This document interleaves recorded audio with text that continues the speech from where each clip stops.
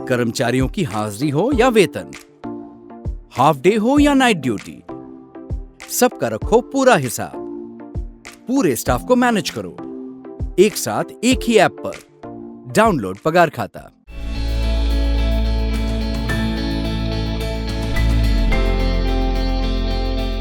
कम समय में दरभंगा एयरपोर्ट की पहचान पूरे देश भर में हो गई है और 5 जुलाई को एक नया अध्याय इस एयरपोर्ट से जुड़ने वाला है।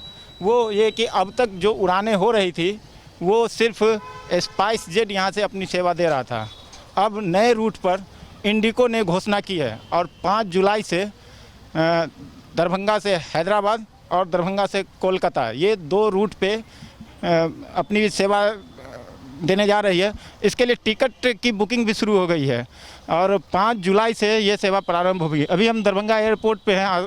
इत्तेफाक है कि यहाँ नगर विधायक संजय सरावगी मौजूद है जो किसी रिश्तेदार को छोड़ने आए थे। हम खुद इनसे जानना चाहते हैं कि क्या है इसके अंदर जो हुई है, वो सच्चाई क्या है। दरभंगा एयरपोर्ट 6 महीने में नए नए कीर्तिमान भी स्थापित कर रहा है और इस पूरे मिथिला के आर्थिक उन्नति के लिए कार्य भी कर रहा है। सभी विमानन कंपनियां जो देश की सुप्रसिद्ध विमानन कंपनियां हैं वो दरभंगा से लगी हुई है कि कैसे हमको उड़ाने का आदेश मिले। स्पाइस जेट लगातार 10 फ्लाइट चला रहा है अप डाउन मिला के।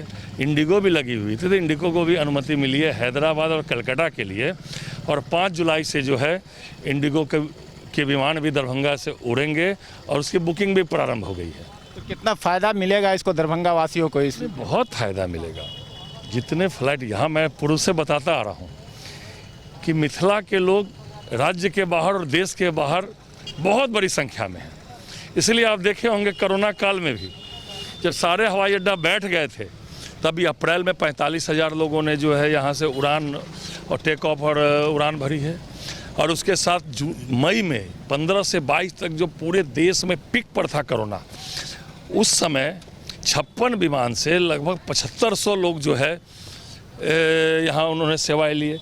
तो इतनी बड़ी संख्या में लोग आवाजाही कर रहे हैं और इंडिगो जो प्रसिद्ध कंपनी है वो भी अब यहाँ से सेवाएं प्रारंभ कर रही है। तो जब आपस में कंपटीशन होगा, तो जब आपस में प्रतियोगिता होगी तो अंततः लाभ पैसेंजर को मिलना है, चाहे रेट में हो, चाहे व्यवस्था में हो, चाहे और कोई साधनों में हो। और ज़्यादा लोग को जो टिकट बहुत ज़्यादा चार्ज हो रहा था, क्योंकि जो है जब बुक हो जाती थी तो अंत में जो कुछ बचे हुए सीट थे उसमें बहुत हैवी चार्ज करना पड़ता था।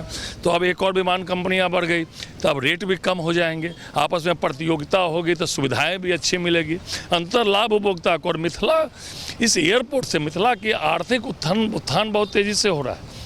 होटल में इंडस्ट्री हो, हॉस्पिटल इंडस्ट्री हो, चाहे और भी कुछ। इतने लोग 2 घंटे में हैदराबाद से, मुंबई से, दिल्ली से, अहमदाबाद से 2 घंटे में आ जा रहे हैं जो 3 दिन लगते थे।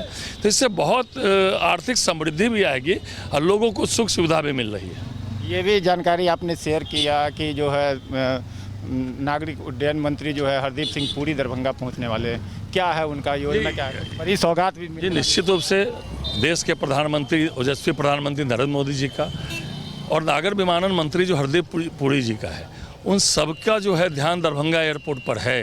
क्योंकि जितने पैसेंजर की उम्मीद नहीं थी उससे बेसी जो है पैसेंजर यहाँ से आ रहे हैं। और मिथिला ऐसे अपने आप में भी मिथिला की एक अपनी गाथा है।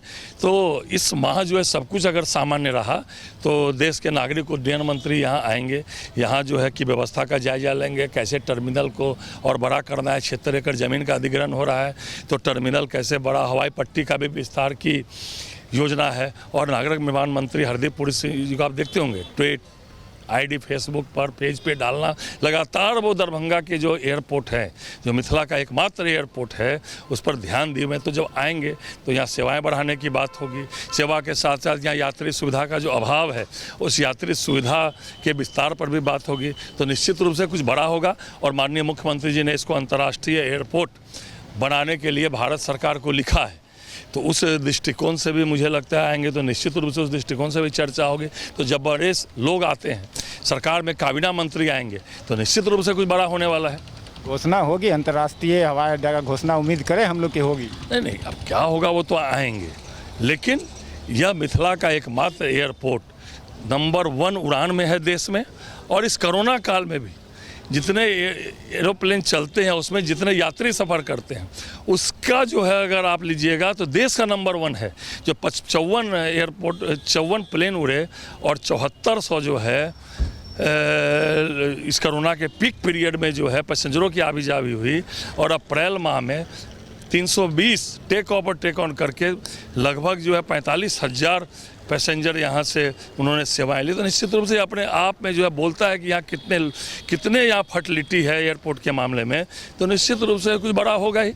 लेकिन जो देखा जा रहा है कि यात्रियों की संख्या काफ़ी ज़्यादा है, उसके मुताबिक यहाँ हम बात करें तो सुविधाएं बहुत कम है और जो एयरपोर्ट अथॉरिटी है उसके भी आदमी बहुत ज़्यादा कम है बाकी एयरपोर्ट के तुलना में। तो क्या इस पर कुछ मैंने पत्र भी लिखा है नागर विमानन मंत्री जी को, गया में 69, 196 पटना में, और देवघर का जो अभी चालू भी नहीं हुआ है तो वहाँ 12 जो है स्टाफ हैं एयरपोर्ट अथॉरिटी ऑफ इंडिया के, बागडोगरा चाहे झारसुगड़ा या और जहाँ भी है, दरभंगा के कंपेरिजन में जहाँ पैसेंजर बहुत कम भी है वहाँ भी यहाँ से दुगुने तिगुने जो है एयरपोर्ट अथॉरिटी ऑफ इंडिया के वहाँ स्टाफ यहाँ मात्र 7 है। तो हमने पत्र लिखा है कि इसको जो है यहाँ एयरपोर्ट अथॉरिटी ऑफ इंडिया के स्टाफ बढ़ाए जाए और थोड़ा भी लो विजिबिलिटी होता है तो यहाँ जो है एयर सेवाएं बाधित हो जाती है। तो उसके लिए भी जो उपक्रम है, जो संयंत्र है, वो भी यहाँ तुरंत लगना चाहिए। इसके लिए भी मैंने उनको पत्र लिखा है। तो ये थे नगर विधायक संजय सरावगी, जिन्होंने बताया कि कैसे दरभंगा एयरपोर्ट को और ज़्यादा विकसित किया जाए और आने वाले समय में अगर सब चीज़ ठीक रहा तो नागरिक उड्डयन मंत्री हरदीप सिंह पुरी भी यहाँ पहुँचने वाले हैं। एक साथ दरभंगा को दो फ़ायदे मिल सकते हैं। एक तो बड़ी घोषणा मंत्री जी की तरफ से हो सकती है, दूसरा सब चीज़ ठीक रहा तो 5 जुलाई से नई कंपनी इंडिगो भी दरभंगा से उड़ान भरेगी। प्रहलाद कुमार, दरभंगा, बिहार तक।